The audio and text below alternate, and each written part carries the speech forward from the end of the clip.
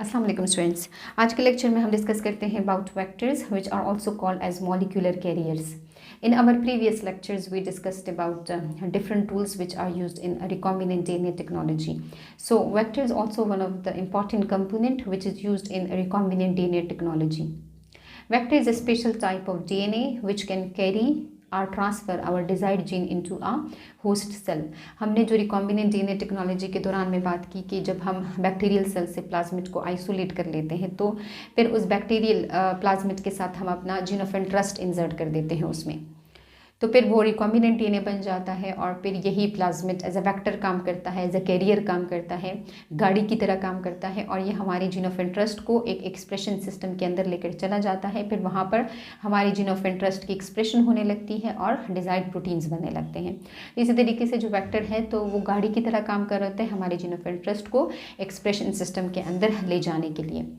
They are also called as cloning vectors, क्योंकि vector के साथ जुड़ा हुआ होता है हमारा जीन ऑफ इंटरेस्ट और जब वेक्टर रेप्लिकेट करता है तो उसके साथ जो हमारा जीन ऑफ इंटरेस्ट मौजूद होता है तो वो भी रेप्लिकेशन करता है, उसका भी जो नंबर है तो वो बढ़ने लगता है। इसलिए हम वेक्टर्स को क्लोनिंग वेक्टर्स भी कहते हैं क्योंकि इसी की वजह से हमारे जीन ऑफ इंटरेस्ट की क्लोनिंग हो जाती है। यहाँ पे हम कुछ एग्जांपल्स पढ़ते हैं वेक्टर्स की। हम बैक्टीरियल प्लाज्मिड को एज अ वेक्टर यूज़ करते हैं रिकॉम्बिनेंट डीएनए टेक्नोलॉजी में। प्लाज्मिड के बारे में हमने ये कहा कि ये स्मॉल सर्कुलर डीएनए होता है, बैक्टीरियल सेल के अंदर नेचुरली प्रेजेंट होता है और इसके पास एंटीबायोटिक को रेजिस्टेंस प्रोवाइड करने वाले जीन्स मौजूद होते हैं। जब भी बैक्टीरियल सेल के ऊपर एंटीबायोटिक्स का अटैक होता है तो ये प्लाज्मिड अपना नंबर बढ़ा देता है, मतलब अपना कॉपी नंबर बढ़ा देता है, जिसकी वजह से ज़्यादा अमाउंट में वो डिफेंसिव प्रोटीन बनने लगते हैं उन एंटीबायोटिक्स के अगेंस्ट, तो बैक्टीरियल सेल प्रोटेक्टेड रहता है। इसके अलावा बायोटेक्नोलॉजी में हम एक दूसरे टाइप के वेक्टर को भी यूज़ करते हैं, वो है फेज डीएनए। बैक्टीरियोफेज वायरस का जो डीएनए है उसको भी हम बाहर निकाल लेते हैं, उसको आइसोलेट कर लेते हैं और फिर उस डीएनए के साथ हम अपना जो जीन ऑफ इंटरेस्ट है उसको जोड़ देते हैं और फिर इस रिकॉम्बिनेंट डीएनए को वापस बैक्टीरियोफेज की बॉडी में रख देते हैं। तो फिर वो बैक्टीरियोफेज एक नेचुरल तरीके से बैक्टीरियल सेल यानी कि इकोलाई के ऊपर अटैक करता है, उसको इन्फेक्ट करता है और अपना डीएनए अंदर उस बैक्टीरियल सेल के भिजवा देता है। तो उस डीएनए को फिर हम रिकॉम्बिनेंट डीएनए कहते हैं क्योंकि इसके साथ हमारा जीन ऑफ इंटरेस्ट मौजूद होता है। अब ये बैक्टीरियल सेल के अंदर जाकर या तो लाइटिक लाइफ साइकिल स्टार्ट करता है या लाइसोजेनिक लाइफ साइकिल स्टार्ट करता है, लेकिन उस दौरान हमारे जीन ऑफ इंटरेस्ट की कॉपीज़ बनने लगती हैं, हमारी जो जीन है उसकी क्लोनिंग स्टार्ट हो जाती है और हमारे पास हमारा डिजायर्ड प्रोटीन बनने लगता है। तो यहाँ पे अब हम नेक्स्ट कुछ प्रॉपर्टीज़ का जिक्र करते हैं कि किसी भी डीएनए के पास ये फॉलोइंग प्रॉपर्टीज़ होनी चाहिए तो तभी हम उसको एज अ वेक्टर कंसिडर कर सकते हैं बायोटेक्नोलॉजी में। तो उन प्रॉपर्टीज़ में हम सबसे पहली बात करते हैं प्रेजेंस ऑफ ORI रीजन यानी कि ओरिजिन ऑफ रेप्लिकेशन के बारे में। ओरिजिन ऑफ रेप्लिकेशन हम उस पॉइंट को कहते हैं जहाँ से रेप्लिकेशन का प्रोसेस स्टार्ट होता है। Vector should have autonomous or self replicating ability using the host replication machinery. अब यहाँ पे हमने ये प्रॉपर्टी लिखी हुई है किसी भी डीएनए के लिए कि उसमें सेल्फ रेप्लिकेशन की एबिलिटी होनी चाहिए, मतलब वो सेल पर ना डिपेंड करे कि सेल डिवाइड होगा तो तब ये डीएनए डिवाइड होगा, बल्कि वो खुद से रेप्लिकेशन करे। जिस तरीके से हम बैक्टीरियल प्लाज्मिड की बात करते हैं कि बैक्टीरिया हर 20 मिनट्स बाद डिवाइड करता है, लेकिन जब बैक्टीरिया के ऊपर एंटीबायोटिक्स का अटैक होता है तो ये प्लाज्मिड जल्दी से डिवाइड होकर, मतलब फिर ये 20 मिनट्स का वेट नहीं करता है, ये अपना कॉपी नंबर जल्दी से बढ़ा देता है ताकि जो उन एंटीबायोटिक्स के खिलाफ प्रोटीन्स है तो उनको ज़्यादा अमाउंट में बना सके। तो अगर किसी डीएनए के पास ओरिजिन ऑफ रेप्लिकेशन है, वो सेल्फ रेप्लिकेटिंग है, वो ऑटोनोमिकली रेप्लिकेशन कर सकता है, होस्ट के जो एंजाइम्स है रेप्लिकेशन के लिए जो काम कर रहे होते हैं या बाकी जो उसकी मशीनरी है उसको यूज़ कर वो रेप्लिकेशन कर सकता हो। तो इसका फ़ायदा ये हो जाएगा हमें कि हमारा जो जीन ऑफ इंटरेस्ट है तो उसकी भी रेप्लिकेशन होती रहेगी, उसका भी नंबर बढ़ता रहेगा और हमारे पास हमारा डिजायर्ड प्रोडक्ट आने लगेगा। दूसरी प्रॉपर्टी की बात करते हैं presence of selectable markers genes. Markers हम उस चीज़ को कहते हैं जो कि आई कैचिंग होते हैं, जिसको हम जल्दी पहचान सकते हैं। तो बैक्टीरियल प्लाज्मिड के पास भी सेलेक्टेबल मार्कर्स होते हैं, मतलब कि कुछ स्पेशल टाइप के जीन्स होते हैं। इसके यूज़ को हम 2 पॉइंट्स में डिस्कस करते हैं, लेकिन पहले हम उन मार्कर्स को पढ़ लेते हैं जो कि बैक्टीरिया के प्लाज्मिड में मौजूद होते हैं। एग्जाम्पल्स में हम कुछ कॉमन वेक्टर्स की बात करते हैं। एक जीन जिसको हम as a selectable marker use करते हैं बैक्टीरियल प्लाज्मिड में, वो है एम्पीसिलिन रेजिस्टेंट जीन, जिसको हम सिंपली AMP और इसके ऊपर या तो स्मॉल r या कैपिटल R डाल देते हैं। ये एक ऐसा जीन होता है प्लाज्मिड के पास जो कि एम्पीसिलिन एंटीबायोटिक के अगेंस्ट बैक्टीरियल सेल को डिफेंस प्रोवाइड कर रहा होता है। और दूसरा सेलेक्टेबल मार्कर है टेट्रासाइक्लिन रेजिस्टेंट जीन, जिसको हम सिंपली TET लिख देते हैं और इसके ऊपर या तो सिंपली हम स्मॉल r डाल देते हैं या कैपिटल R डाल देते हैं। तो ये जीन बैक्टीरियल सेल को टेट्रासाइक्लिन एंटीबायोटिक से रेजिस्टेंस प्रोवाइड कर रहा होता है। तो हमने इन दो मार्कर्स को, इन दो जीन्स को सेलेक्ट करना होता है। किस चीज़ के लिए सेलेक्ट करना होता है, अब हम उसको स्टडी करते हैं। ये जो सेलेक्टेबल मार्कर्स है इसका यूज़ हम इसलिए करते हैं ताकि हम एलिमिनेशन कर सकें नॉन ट्रांसफॉर्मेंट बैक्टीरिया को फ्रॉम द कल्चर मीडियम। इस बात को हम समझ लेते हैं। अभी ये दूसरा पॉइंट नहीं समझते, हम पहले इस बात को क्लियर कर लेते हैं। जब हम ट्रांसफॉर्मेशन का प्रोसेस कर रहे थे, जब हमने रिकॉम्बिनेंट DNA तैयार कर लिया था और हम उसको भिजवा रहे थे बैक्टीरियल सेल के अंदर, जो हमने कैल्शियम क्लोराइड डाला था, तो इस एक्सपेरिमेंट के दौरान में हुआ ये कि कुछ बैक्टीरियल सेल के अंदर तो हमारा रिकॉम्बिनेंट DNA चला गया, लेकिन कुछ बैक्टीरिया के अंदर नहीं गया है किसी रीज़न की वजह से। तो जिसके अंदर नहीं गया हुआ होता है उन बैक्टीरिया को हम कहते हैं नॉन ट्रांसफॉर्मेंट या अनट्रांसफॉर्म्ड बैक्टीरिया, क्योंकि उन बैक्टीरिया के अंदर रिकॉम्बिनेंट प्लाज्मिड मौजूद नहीं होता है। और कुछ ऐसे बैक्टीरिया होते हैं जिनमें सक्सेसफुली हमारा रिकॉम्बिनेंट DNA अंदर चला जाता है, तो उस बैक्टीरिया को फिर हम कहते हैं ट्रांसफॉर्मेंट और ट्रांसफॉर्म्ड बैक्टीरिया, क्योंकि इसके पास हमारा रिकॉम्बिनेंट प्लाज्मिड मौजूद होता है। तो अगर हमने अपने जीन ऑफ इंटरेस्ट को डाला हुआ होता है इन दोनों में से किसी एक रेजिस्टेंट जीन के अंदर, लेट सपोज हमने उसको डाला है टेट्रासाइक्लिन रेजिस्टेंट जीन वाली जगह पर, तो इट मीन कि टेट्रासाइक्लिन का जीन इनएक्टिव हो जाएगा क्योंकि उसके अंदर हमने अपना जीन ऑफ इंटरेस्ट को इंसर्ट किया हुआ है। तो अब हम इन दोनों को सेलेक्ट करेंगे कि मीडियम के अंदर ये वाला मर जाए, ये वाला एलिमिनेट हो जाए, क्योंकि ये तो हमारी यूज़ करना ही है, इसके पास तो हमारा रिकॉम्बिनेंट DNA मौजूद नहीं है, जबकि ये वाला उस मीडियम के अंदर ज़िंदा रहे। क्योंकि अगर ये वाला बैक्टीरिया जिसके पास रिकॉम्बिनेंट प्लाज्मिड नहीं है, ये मीडियम के अंदर रहेगा तो फ्री में ये न्यूट्रिएंट्स यूटिलाइज करेगा, वहाँ पे जो एक्सक्रीटरी मटीरियल है तो वो भी डालता रहेगा, और इसके अलावा वैसे ही उसने कंपटीशन क्रिएट करना होता है इस ट्रांसफॉर्म्ड बैक्टीरिया के लिए। इसलिए हम चाहते हैं कि ये वाला बैक्टीरिया मीडियम से एलिमिनेट हो जाए। तो इस चीज़ के लिए हम सेलेक्टेबल मार्कर्स का यूज़ करते हैं। इन दोनों को हम मीडियम में रख देते हैं और हमने अपने जीन ऑफ इंटरेस्ट टेट्रासाइक्लिन वाली जगह पे डाला हुआ होता है। इट मीन कि अब ये जो रिकॉम्बिनेंट प्लाज्मिड है ये उस बैक्टीरिया को एम्फिसिलिन से तो रेजिस्टेंस प्रोवाइड कर सकता है, लेकिन टेट्रासाइक्लिन से नहीं कर सकता है, क्योंकि हमने टेट्रासाइक्लिन वाली जगह पर अपना जीन ऑफ इंटरेस्ट डाला हुआ होता है। तो जब हम इन दोनों बैक्टीरिया को ऐसे मीडियम में ग्रो करवाते हैं जहाँ पे एम्फिसिलिन एंटीबायोटिक मौजूद होता है, या अगर हम इन दोनों बैक्टीरिया के ऊपर एम्फिसिलिन एंटीबायोटिक डाल दें, तो कौन मरेगा, ये वाला मरेगा या ये वाला मरेगा? ऑब्वियसली ये वाला मरेगा, क्योंकि इसके अंदर तो हमारा रिकॉम्बिनेंट प्लाज्मिड गया ही नहीं है, तो ये अब इसके पास कोई भी ऐसे जीन मौजूद नहीं है जो कि एम्फिसिलिन के अगेंस्ट इसको रेजिस्टेंस प्रोवाइड कर सके। लेकिन अगर हम इस वाले बैक्टीरिया की बात करें तो इसमें तो हमने अपना जीन ऑफ इंटरेस्ट टेट्रासाइक्लिन वाली जगह पर डाले हुए, वो काम नहीं कर रहा है, लेकिन जो एम्फिसिलिन रेजिस्टेंट जीन है वो तो अपना नॉर्मल काम कर रहा होता है, उसने तो नॉर्मली रेजिस्टेंस प्रोवाइड करनी होती है, तो ये वाला ज़िंदा रह जाएगा। तो इन्हीं सेलेक्टेबल मार्कर्स का यहाँ पे हमने एम्फिसिलिन का यूज़ किया है, क्योंकि हमने उसी के अकॉर्डिंग एंटीबायोटिक डालना होता है मीडियम के अकॉर्डिंग। तो इस सेलेक्टेबल मार्कर का हमने यूज़ किया है और इसी की वजह से हमने एक अनट्रांसफॉर्म्ड बैक्टीरिया को और एक ट्रांसफॉर्म्ड बैक्टीरिया के दरमियान में सिलेक्शन की है। हमने इस वाले बैक्टीरिया को एलिमिनेट कर दिया है मीडियम से और इस वाले बैक्टीरिया को हमने छोड़ दिया है मीडियम के अंदर। तो इस वाले पॉइंट की होप्स हो कि आपको समझ आ गई होगी कि हम एलिमिनेशन करते हैं मीडियम से उन बैक्टीरिया की जो कि हमारे काम के नहीं होते हैं, जिनके पास हमारा रिकॉम्बिनेंट प्लाज्मिड नहीं गया हुआ होता है। अब इस दूसरे पॉइंट को हम समझते हैं। They are also essential for the identification of transformant bacteria containing recombinant plasmid. अब ये पॉइंट ये है कि हम जो रिकॉम्बिनेंट बैक्टीरिया है और जो नॉन रिकॉम्बिनेंट बैक्टीरिया है तो उनके दरमियान में भी सिलेक्शन कर सकते हैं इन्हीं सेलेक्टेबल मार्कर जीन की वजह से। तो इस पॉइंट को हम डिटेल में डिस्कस करते हैं।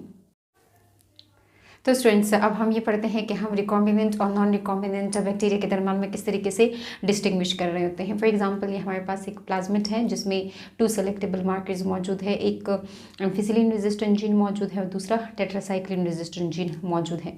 तो हमने इसी तरीके से 2 प्लाज्मिड्स लिए और उन दोनों प्लाज्मिड्स को टेट्रासाइक्लिन रेजिस्टेंट जीन वाली जगह पर कट करवा दिया with the help of restriction endonuclease. तो इस तरीके से स्टिकी एंड्स बन गए इसी प्लाज्मिड के। तो अब हमने इस प्लाज्मिड के आगे भी अपना जीन ऑफ इंटरेस्ट रख दिया, ये वाला हमारा जीन ऑफ इंटरेस्ट है, और इस वाले प्लाज्मिड के आगे भी अपना जीन ऑफ इंटरेस्ट रख दिया। तो अब ये लाइगेशन करेगा, यही हमारे जीन ऑफ इंटरेस्ट इस स्टिकी एंड्स ऑफ प्लाज्मिड के साथ। लेकिन इस वाले प्लाज्मिड के साथ हमारा जो जीन ऑफ इंटरेस्ट है ये अच्छी तरीके से जुड़ जाता है, मतलब इसकी सक्सेसफुली लाइगेशन हो जाती है। लेकिन ये जो दूसरा प्लाज्मिड है इसके जब हम आगे ये जीन ऑफ इंटरेस्ट रख देते हैं तो बजाय ये इसके साथ जुड़ने के, मतलब बजाय इसके कि यहाँ पे हमारा जीन ऑफ इंटरेस्ट आकर इंसर्ट होता, उससे पहले ये जो स्टिकी एंड्स वाले न्यूक्लियोटाइड्स होते हैं तो ये नाइट्रोजीनियस बेसिस एक दूसरे के साथ एनील कर जाते हैं और इनके आपस में बॉन्डिंग बन जाती है, और ये जो एंड्स है तो ये दोनों एक दूसरे के साथ अटैच हो जाते हैं, जिसकी वजह से इस वाले प्लाज्मिड में लाइगेशन सही से नहीं हो पाती है। यहाँ पे हमारा जो यहाँ पर हमारा जो जीन ऑफ इंटरेस्ट है वो नहीं आ पाता है, जिसकी वजह से ये रिकॉम्बिनेंट डीएनए नहीं बन पाता है और जो नॉर्मल टेट्रासाइक्लिन रेजिस्टेंट जीन है तो वो रिस्टोर हो जाता है। अब इस वाले प्लाज्मिड को हम रिकॉम्बिनेंट प्लाज्मिड कहते हैं क्योंकि इसके पास ये वाला हमारा जीन ऑफ इंटरेस्ट मौजूद होता है वहाँ पे जहाँ पे टेट्रासाइक्लिन रेजिस्टेंट जीन मौजूद था, लेकिन अब वो इनएक्टिव हो चुका है क्योंकि उसकी जगह हमारा जीन ऑफ इंटरेस्ट आ जाता है। जबकि ये दूसरा वाला प्लाज्मिड ये नॉन रिकॉम्बिनेंट प्लाज्मिड कहलाता है क्योंकि इसमें हमारा जीन ऑफ इंटरेस्ट इंसर्ट नहीं हुआ होता, इसमें लाइगेशन नहीं भी होती है। तो अब ये जो दोनों डिफरेंट तरह के प्लाज्मिड्स हैं, अब इसकी हम ट्रांसफॉर्मेशन करवाएंगे इनटू अ एक्सप्रेशन सिस्टम। तो ट्रांसफॉर्मेशन नॉर्मली हो जाती है, मतलब वो सक्सेसफुली हो जाती है। जस्ट लाइगेशन के प्रोसेस में दोनों में डिफरेंस आ जाता है, लेकिन ट्रांसफॉर्मेशन का प्रोसेस दोनों में सेम रहता है। इसको भी जब हम बैक्टीरिया के अंदर इंसर्ट करते हैं तो ये सक्सेसफुली चला जाता है। इसको हम बैक्टीरिया 1 कहते हैं और हम इसको कहते हैं रिकॉम्बिनेंट बैक्टीरिया क्योंकि इसके पास हमारा जीन ऑफ इंटरेस्ट मौजूद होता है। और जब इस दूसरे प्लाज्मिड की हम ट्रांसफॉर्मेशन करते हैं एक्सप्रेशन सिस्टम के अंदर तो वो भी सक्सेसफुली अंदर इंसर्ट हो जाता है। बट इस वाले प्लाज्मिड के पास चूँकि हमारा जीन ऑफ इंटरेस्ट नहीं होता है, इसलिए ऐसे प्लाज्मिड कंटेनिंग बैक्टीरिया को हम कहते हैं नॉन रिकॉम्बिनेंट बैक्टीरिया। अब अगर हम इस वाले बैक्टीरिया के प्लाज्मिड को देखें तो यहाँ पे ampicillin resistant gene normal form में मौजूद है, मतलब उसमें हमने कोई गड़बड़ नहीं की हुई होती है। जबकि इसके टेट्रासाइक्लिन रेजिस्टेंट जीन को हमने इनएक्टिव किया होता है क्योंकि वहाँ पे हमने इंजर्शन की होती है जीन ऑफ इंटरेस्ट की। तो अब ये जो बैक्टीरिया है ये एंटीबायोटिक टेट्रासाइक्लिन को रेजिस्टेंस नहीं प्रोवाइड कर सकता, जबकि एम्फिसिलिन को रेजिस्टेंस प्रोवाइड कर सकता है। जबकि ये वाला जो नॉन रिकॉम्बिनेंट बैक्टीरिया है इसके पास एम्फिसिलिन रेजिस्टेंट जीन भी मौजूद है, ये एम्फिसिलिन को भी नॉर्मली रेजिस्टेंस प्रोवाइड कर सकता है और टेट्रासाइक्लिन को भी नॉर्मली रेजिस्टेंस प्रोवाइड कर सकता है क्योंकि हमारा जीन ऑफ इंटरेस्ट इसमें सिरे से लाइगेट ही नहीं हुआ है। तो हम मीडियम में इन दोनों बैक्टीरिया को रख देते हैं और उस मीडियम में फिर हम टेट्रासाइक्लिन डालते हैं। तो अब टेट्रासाइक्लिन डालने की वजह से कौन सा बैक्टीरिया मरता है? ये जो बैक्टीरिया नंबर 1 है क्या ये मरता है या बैक्टीरिया नंबर 2 मरता है?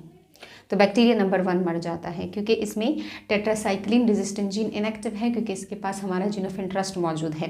जबकि ये जो 2 नंबर का बैक्टीरिया है चूँकि इसके पास सिरे से हमारे जीन ऑफ इंटरेस्ट की लाइगेशन ही नहीं भी है, इसका tetracycline resistant gene normal form में मौजूद है, इसलिए ये रेजिस्टेंस प्रोवाइड कर देगा। ये वाले बैक्टीरिया मीडियम के अंदर रहेंगे जबकि ये वाले बैक्टीरिया एलिमिनेट होना स्टार्ट हो जाएंगे। तो हम कहते हैं कि अगर हमने बैक्टीरिया के ऊपर टेट्रासाइक्लिन डाला और वो किल हो जाए तो इट मीन कि वो हमारा रिकॉम्बिनेंट बैक्टीरिया होता है, और जिसके ऊपर हमने टेट्रासाइक्लिन डाला और उसने रेजिस्टेंस प्रोवाइड कर दी वो ज़िंदा रहा तो इट मीन कि वहाँ पे हमारे जीन ऑफ इंटरेस्ट की लाइगेशन नहीं हुई होती है। तो ये जो नॉन रिकॉम्बिनेंट बैक्टीरिया होते हैं ये हमारे काम के नहीं होते हैं। हम इनको टेस्ट तो कर लेते हैं लेकिन फिर हम इसकी ग्रोथ नहीं करवाते हैं उस मीडियम के ऊपर। हम जस्ट उन बैक्टीरिया की ग्रोथ करवाते हैं जिसका सैंपल हमने लिया था पहले और वो किल हो गए थे। तो इसके फिर जो बाकी बैक्टीरिया होंगे तो फिर हम उसकी ग्रोथ करवा देंगे और ये हम आइडेंटिफाई कर लेंगे कि यही हमारा जो सेलेक्टेबल बैक्टीरिया है वो ये वाला है, ये वाला नहीं है हमारा सेलेक्टेबल बैक्टीरिया। तो इस तरीके से हम इन्हीं सेलेक्टेबल मार्कर्स को यूज़ करके एक ट्रांसफॉर्म्ड और एक नॉन ट्रांसफॉर्म्ड के दरम्यान में सिलेक्शन कर सकते हैं।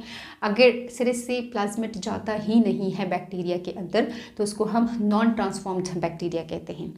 लेकिन अगर प्लाज्मिड चला जाता है लेकिन उस प्लाज्मिड के पास हमारा जीन ऑफ इंटरेस्ट नहीं होता है तो उस वाले बैक्टीरिया को हम नॉन रिकॉम्बिनेंट बैक्टीरिया कहते हैं। तो जो नॉन रिकॉम्बिनेंट बैक्टीरिया है या जो नॉन ट्रांसफॉर्म्ड बैक्टीरिया है, ये दोनों टाइप के बैक्टीरिया हमारे किसी यूज़ के नहीं होते हैं। हम इनको टेस्ट कर लेते हैं, टेस्टिंग के दौरान हमें इनकी आइडेंटिफिकेशन हो जाती है, फिर हम इसकी मज़ीद ग्रोथ नहीं करवाते हैं उस मीडियम के ऊपर। और हमें जब पता चल जाता है कि यही हमारा रिकॉम्बिनेंट बैक्टीरिया है, यही हमारा ट्रांसफॉर्म्ड बैक्टीरिया है क्योंकि इसके अंदर हमारा जीन ऑफ इंटरेस्ट मौजूद है, तो फिर हम उसकी मैनी कॉपीज़ बनाने लगते हैं, उस बैक्टीरिया को मीडियम में ग्रो करवाना स्टार्ट कर देते हैं और बहुत लार्ज स्केल पर हम उसकी प्रोडक्शन कर रहे होते हैं अपने जीन ऑफ इंटरेस्ट के डिज़ायर्ड जो प्रोटीन्स है तो उसकी। तो ये हमने समझा कि सेलेक्टेबल मार्कर्स को हम किस तरीके से यूज़ कर सकते हैं। स्टूडेंट्स, अब हम नेक्स्ट प्रॉपर्टी स्टडी करते हैं वेक्टर डीएनए के बारे में। Presence of multiple cloning sites, जिसको हम MCS या पॉलीलिंकर रीजन भी बोल रहे होते हैं। रिस्ट्रिक्शन साइट, वो जगह जहाँ पर रिस्ट्रिक्शन एंडोन्यूक्लियेजेस कट लगाते हैं तो उनको हम क्लोनिंग साइट भी कहते हैं, क्योंकि जब रिस्ट्रिक्शन एंडोन्यूक्लियेजेस उस स्पेसिफिक जगह पर कट लगा लेते हैं तो फिर वो एरिया स्टिकी बन जाता है और वहाँ पे फिर हम लाइगेट करवाते हैं अपने जीन ऑफ इंटरेस्ट की, फिर वो एरिया क्लोनिंग साइट कहलाता है क्योंकि उसी एरिया में मौजूद हमारा जो जीन ऑफ इंटरेस्ट है तो उसकी क्लोनिंग हो रही होती है। तो मल्टीपल क्लोनिंग साइट या पॉलीलिंकर को हम यहाँ पे थोड़ा सा डिस्कस कर लेते हैं। Vector DNA should have restriction site of several enzymes, मतलब हम किसी ऐसे डीएनए को वेक्टर कंसिडर करेंगे जिसमें बहुत एंजाइम्स के लिए कट लगाने के लिए जगह हो। But for each enzyme only one side should present. लेकिन दूसरी बात ये आ जाती है कि डिफरेंट तरह के एंजाइम्स के लिए तो कट लगाने की जगह हो, बट एट अ टाइम अगर एक एंजाइम एक जगह पे कट लगा रहा है और वो उस जगह को क्लोनिंग साइट बना रहा है तो उस पर्टिकुलर एंजाइम के लिए किसी दूसरी जगह पर कट लगाने की जगह नहीं हो। मतलब हमारे पास चॉइस तो हो एंजाइम के हवाले से, लेकिन हमारे पास चॉइस ना हो कट लगाने की वजह से, क्योंकि अगर एक एंजाइम 2-3 जगहों पे कट लगा देगा तो इट मीन कि उसने प्लाज्मिड को, उसने वेक्टर को फिर टुकड़ों में डिवाइड कर लेना होता है। लेकिन हमें तो फ्रेगमेंट्स नहीं चाहिए होते हैं वेक्टर के, हमें तो जस्ट उसका कोई एक जगह ही खाली चाहिए होता है जहाँ पर हम अपने जीन ऑफ इंटरेस्ट को इंसर्ट कर सके। तो ये जो साइट्स हैं जहाँ पे ये रिस्ट्रिक्शन एंडोन्यूक्लियेजेस कट लगाते हैं वो एक्चुअली एंटीबायोटिक रेजिस्टेंट जीन्स होते हैं। पोली का मतलब होता है मैनी और लिंकर का मतलब होता है कि ये वो साइट है for the attachment and insertion of our gene of interest, मतलब जहाँ पे हम अपने जीन ऑफ इंटरेस्ट को अटैच करवा सकते हैं तो उस जगह को हम लिंकर एरिया बोलते हैं, उस जगह को हम क्लोनिंग साइट कहते हैं। तो इसलिए मल्टीपल ऐसी जगह होनी चाहिए उस वेक्टर के पास। लेकिन आपको यहाँ पे इम्पॉर्टेंट बात याद रखनी है कि हम किसी एक जगह पर ही अपने जीन ऑफ इंटरेस्ट को इंसर्ट करते हैं। ये तो नहीं है कि हमने उस वेक्टर के पास 20 जीन ऑफ इंटरेस्ट लगा दिए हैं, नहीं, ऐसा नहीं करते हैं। हम एट अ टाइम एक ही जीन ऑफ इंटरेस्ट को इंसर्ट करते हैं। लेकिन हम क्यों कह रहे हैं कि मल्टीपल एंजाइम्स के लिए कट लगाने के लिए जगह होनी चाहिए, या हम क्यों कह रहे हैं कि मल्टीपल जगह हो जहाँ पर हम अपने जीन ऑफ इंटरेस्ट को इंसर्ट कर सकें, या हम जस्ट चॉइस के लिए बोल रहे होते हैं कि हमारे पास चॉइस ज़्यादा आ जाए। तो यहाँ पे हम इसको एक एग्जांपल से भी समझते हैं। PUC18 वेक्टर, ये एक हमारे पास आर्टिफिशियल वेक्टर है जो कि हम यूज़ करते हैं बायोटेक्नोलॉजी में। P फॉर प्लाज्मिड, और ये जो U और C का जो लेटर है ये इसकी डेवलपमेंट की बेसिस पर दिए हुए इसको डेवलप किया गया था यूनिवर्सिटी ऑफ कैलिफोर्निया में, और 18 इसका स्पेसिफिक कोड है। तो इस प्लाज्मिड में ये ऑरी रीजन है और ये वाला एम्फिसिलिन रेजिस्टेंट जीन है, ये इसका सेलेक्टेबल मार्कर है, और दूसरा ये है LAC-Z, ये लैक ओपिरोन के लिए जीन है यहाँ पे। तो इस LAC-Z में ये वाला जो स्पेसिफिक पॉइंट है ये वो जगह है जो कि रिस्ट्रिक्शन साइट हो सकता है फॉर डिफरेंट टाइप ऑफ एंडोन्यूक्लियेजेस। यहाँ पे EcoR1 रिस्ट्रिक्शन एंजाइम भी कट लगा सकता है, SAC1 भी कट लगा सकता है, KPN1, SMA1, BAMH1, XBA1, SAL1, PST1, SPH1 and HIND3, ये डिफरेंट तरह के रिस्ट्रिक्शन एंजाइम्स यहाँ पर कट लगा सकते हैं और इस जगह में जो हमारी जीन ऑफ इंटरेस्ट है तो उसको हम फिर इंसर्ट कर सकते हैं। लेकिन हमने इन सब को तो नहीं यूज़ करना होता है, हमने तो इसमें से किसी एक जो एंडोन्यूक्लियस है उसी को यूज़ करना होता है। तो इसलिए हम कहते हैं कि मल्टीपल जगह हो जहाँ पे हम लिंक करवा सके अपने जीन ऑफ इंटरेस्ट की, मल्टीपल रिस्ट्रिक्शन साइट्स हो डिफरेंट एंजाइम्स के लिए, बट हमने किसी एक जगह पर ही रिस्ट्रिक्शन एंडोन्यूक्लियस की वजह से कट लगाना होता है, किसी एक जगह पर ही हमने अपने जो जीन ऑफ इंटरेस्ट है उसको इंसर्ट करना होता है और हमने जो है उसी के अकॉर्डिंग फिर क्लोनिंग बनानी होती है अपने जीन ऑफ इंटरेस्ट की। तो इसकी क्या इंपॉर्टेंस होती है MCS की? इसकी वजह से हमें जस्ट फ्लेक्सिबिलिटी मिल जाती है in the choice of restriction enzymes. हम जो अवेलेबल एंजाइम है तो उसी के अकॉर्डिंग फिर हम चॉइस ले सकते हैं कि कौन सा एंजाइम हम यूज़ करें। तो वेक्टर को ऐसा होना चाहिए जिसमें मल्टीपल क्लोनिंग साइट्स हों, जिसमें बहुत ज़्यादा जगह ऐसी हो जहाँ पे हम अपने जीन ऑफ इंटरेस्ट को इंसर्ट करवा सकते हैं, लेकिन एट अ टाइम हम जस्ट एक का ऑप्शन लेंगे, सारे ऑप्शंस को अवेल नहीं करेंगे। अच्छा, अब यहाँ पे हम दूसरी बात करते हैं कि जो वेक्टर DNA है तो उसका साइज़ स्मॉल होना चाहिए। स्मॉल साइज़ की क्या इंपॉर्टेंस है? Transformation is inversely proportional to size. जितना जितना साइज़ बढ़ता जाएगा उतना ही इस वेक्टर DNA की बैक्टीरिया के अंदर या किसी भी एक्सप्रेशन सिस्टम के अंदर जाने की जो एबिलिटी है तो वो इफ़ेक्ट हो जाएगी। About 10 kilo base pairs transformation is very low. मतलब अगर हम 10 किलो बेस पेयर से उस DNA का साइज़ बढ़ता है तो इट मीन कि फिर ट्रांसफॉर्मेशन जो है उसकी एफिशिएंसी डिक्रीज़ होनी स्टार्ट हो जाती है। मॉलिक्यूलर बायोलॉजी में 1 किलो बेस पेयर्स का मतलब है 1000 बेस पेयर्स। बेस पेयर्स का मतलब ये होता है कि एडेनिन है, थायमीन है, इन्होंने पेयर बनाया हुआ है तो ये एक हमारे पास बेस पेयर हो गया। अब साइटोसिन है और गुआनिन है तो उन्होंने एक पेयर बनाया हुआ है तो ये एक पेयर हो गया। तो इस तरीके से 1000 बेस पेयर्स को हम 1 किलो बेस पेयर्स बोलते हैं मॉलिक्यूलर बायोलॉजी में। तो ये हमने उसकी एक लिमिट रख दी है कि 10 किलो बेस पेयर्स तक का साइज़ हो तो सही है, इससे बढ़ेगा तो ट्रांसफॉर्मेशन एफिशिएंसी डिक्रीज होगी। Beside easy transformation small size also help. अब यहाँ पे हम कहते हैं कि स्मॉल साइज़ का मतलब एक्चुअली क्या होता है? स्मॉल साइज़ का मतलब ये होता है कि उसके पास न्यूक्लियोटाइड्स कम हो, ठीक है, तो वो फिर हम उसको as a best choice consider कर रहे होते हैं अगर स्मॉल न्यूक्लियोटाइड्स हो उसके पास। तो ऐसे DNA को हैंडल करना आसान हो जाता है, इसमें मैनिपुलेशन करनी आसान हो जाती है क्योंकि कम जीन्स मौजूद होते हैं। किसी को हम सेलेक्टेबल मार्कर्स कंसिडर कर लेते हैं और कहीं पर जाकर हम अपना जो जीन ऑफ इंटरेस्ट है तो उसको इंसर्ट कर सकते हैं, तो हैंडल करना आसान हो जाता है। Large sized external DNA fragments could easily incorporated. अगर हमारे वेक्टर DNA का साइज़ खुद का स्मॉल होगा तो फिर हमारे पास ये चॉइस आ जाएगी कि हम इसके अंदर कोई लार्ज साइज़ का DNA फ्रेगमेंट भी इनकॉर्पोरेट कर सकते हैं। अगर ये खुद भी हैवी हो और इसके अंदर हमने हैवी DNA को इंसर्ट कर दिया तो फिर तो ये मज़ीद हैवी हो जाएगा, जिसकी वजह से फिर जो इसकी ट्रांसफॉर्मेशन की एबिलिटी है तो वो डिक्रीज़ हो जाएगी। ये खुद हल्का हो और इसके अंदर फिर अगर हम हैवी भी कोई चीज़ डाल दें तो कोई इफ़ेक्ट नहीं पड़ेगा ट्रांसफॉर्मेशन की जो प्रोसेस है उस पर। This small size also help in purification procedures to obtain intact plasmid। अब यहाँ पे हम कहते हैं कि अगर स्मॉल साइज़ का प्लाज्मिड होगा तो उसको हम जब बाहर आइसोलेट करते हैं तो आइसोलेशन में भी आसानी रहेगी। जब हम आइसोलेट कर लेंगे तो चूँकि वो प्लाज्मिड तो फ्री फॉर्म में नहीं होता है, वो तो इंटैक्ट फॉर्म में होता है, उसके साथ तो मैक्रोमोलिक्यूल्स यानी कि प्रोटीन्स वगैरह जुड़े हुए होते हैं, तो उस प्लाज्मिड की उन मैक्रोमोलिक्यूल से प्यूरिफिकेशन करना भी आसान हो जाती है। कोई बड़ा DNA होता है तो ज़्यादा मैक्रोमोलिक्यूल्स अटैच रहते हैं, छोटा सा DNA होता है तो कम मैक्रोमोलिक्यूल्स अटैच रहते हैं, तो इट मीन के आइसोलेशन में भी आसानी हो जाएगी और प्यूरिफिकेशन में भी आसानी हो जाएगी।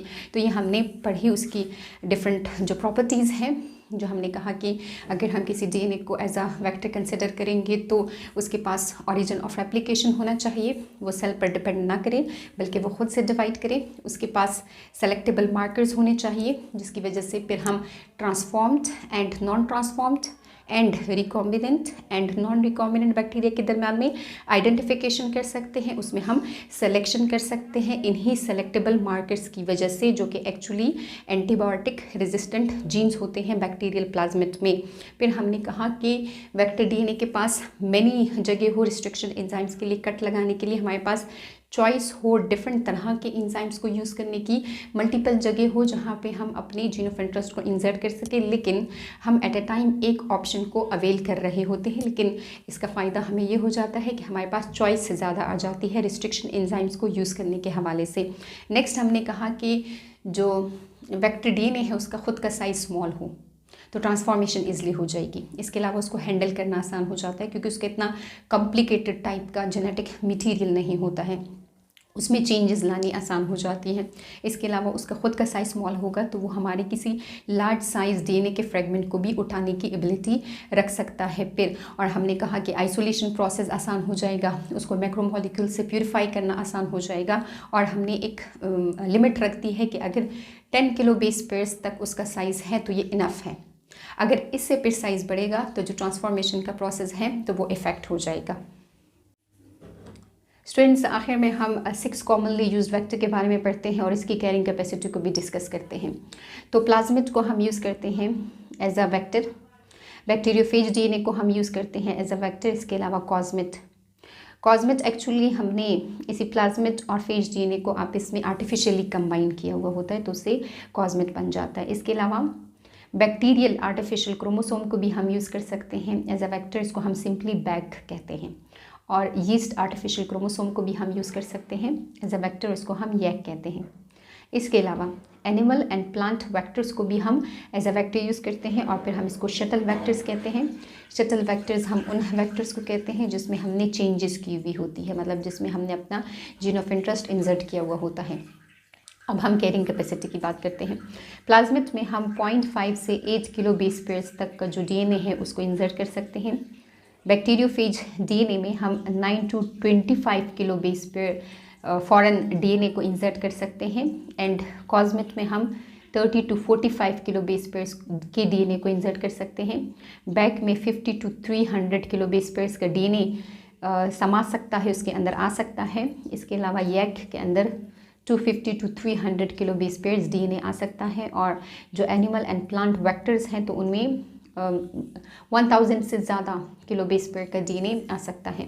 तो स्टूडेंट्स, ज़रूरी नहीं है कि हाँ आपको सारों की जो कैरिंग कैपेसिटी है तो वो याद हो, जस्ट आपने इतना याद रखना है कि 6 फैक्टर्स को हम यूज़ करते हैं।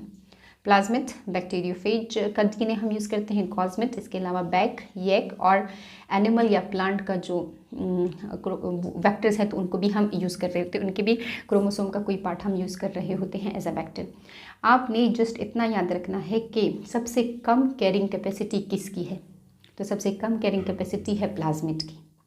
और सबसे ज़्यादा कैरिंग कैपेसिटी किसकी है, तो सेकंड हाईएस्ट जो है तो वो यैक की है।